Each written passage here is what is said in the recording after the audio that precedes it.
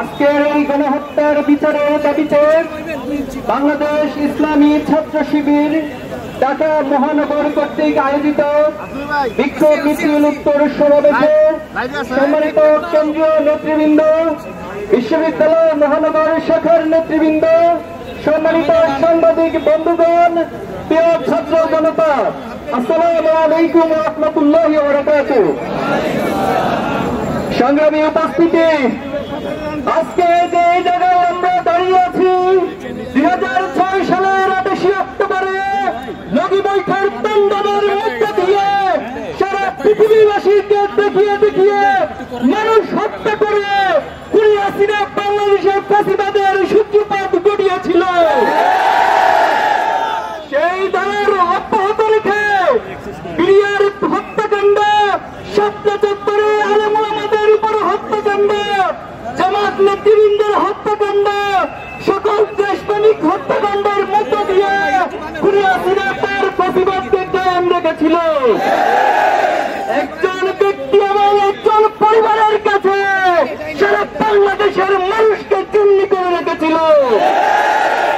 কিন্তু 24 জুলাই আগস্টের বিপ্লবে ছাত্র জনতার রাজপথে নেমে এসে তারা তাদের বুকের তাজা রক্ত ঢেলে দিয়ে বাংলাদেশকে ফাঁসিবাদ মুক্ত করেছে।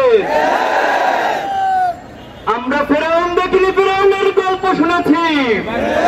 আমরা নমরুদ দেখিনি, নমরুদের গল্প শুনেছি। আমরা হিটলার দেখিনি, হিটলারের ইতিহাস পড়েছি। কিন্তু এই প্রজন্ম খুনি হাসিনাকে দেখেছে। প্রজন্ম খুনি হাসিনা ফ্যাসিস্ট দোসরদেরকে দেখেছে। আমরা দেখেছি এই গণহত্যার পর হাসিনা এবং তার দোসরদের ন্যূনতম কোন অনুশোচনা বোধ দেখায়নি, বরং তারা অহংকার এবং উদ্ধত্তপূর্ণ আচরণ করে যাচ্ছে। আমরা আজকে এই সমাবেশ থেকে বলতে চাই, শহীদের যে তামান্না নিয়ে ছাত্র জনতা বুকের রক্ত দিয়ে ফাঁসিবাদ মুক্ত করেছে, বাংলাদেশে অদূর ভবিষ্যতে এই ফাঁসিবাদকে সহ্য করবে না। সংগ্রামী উপস্থিতি, বিভিন্ন মাধ্যমে ফাঁসিবাদ ষড়যন্ত্রের চেষ্টা করে যাচ্ছে। আজকে ছাত্র সমাজের যে বিপ্লব, এই বিপ্লবকে বিতর্কিত করার জন্য তারা ষড়যন্ত্র করে যাচ্ছে। সম্প্রতি শিক্ষা প্রতিষ্ঠানগুলোতে ছাত্র সমাজের কাছে এই ষড়যন্ত্রের মাধ্যমে এক ধরনের বিদ্বেষ এবং কনফ্লিক্ট তৈরি করে দিচ্ছে। আমরা ছাত্র সমাজকে এই সমস্ত ষড়যন্ত্রের বিষয়ে সতর্ক থাকার জন্য আহ্বান জানাবো। সরকারের প্রতি উদাত্ত আহ্বান জানাতে চাই, আপনারা রক্তের উপর দাঁড়িয়ে আছেন। আপনারা যে চেয়ারের উপর বসেছেন, সেই চেয়ার আবু সাঈদ এবং শহীদদের রক্তের উপর বসে আছে। ওই চেয়ারে বসে ফাঁসিবাদের পক্ষে যদি কোন ধরনের কার্যক্রম পরিচালনা করেন, এই ছাত্র জনতা তার উত্তম জবাব দিবে।